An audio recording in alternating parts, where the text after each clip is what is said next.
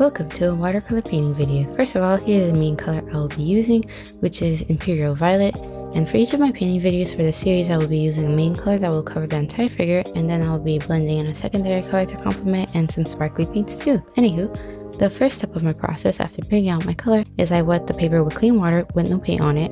There are different types of watercolor techniques, and one of them is wet on wet, which is where you put wet paint on a wet surface. So I wet my paper with clear water and then apply my wet paint.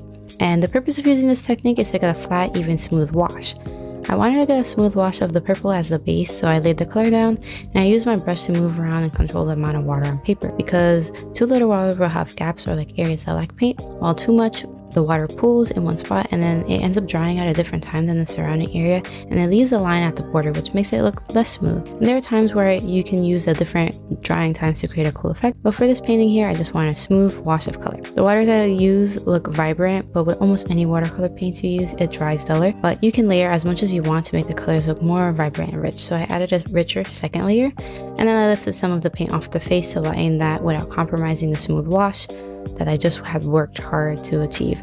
And the reason why I lighten the areas of the face is because I know in those areas I'll be adding in another color so that it blends well and it's not like two strong colors are fighting to blend into each other. So I let the purple base dry a bit, and you can see how the colors dried a bit duller than when they were wet, but that's good because I had anticipated that and the color turned out nice.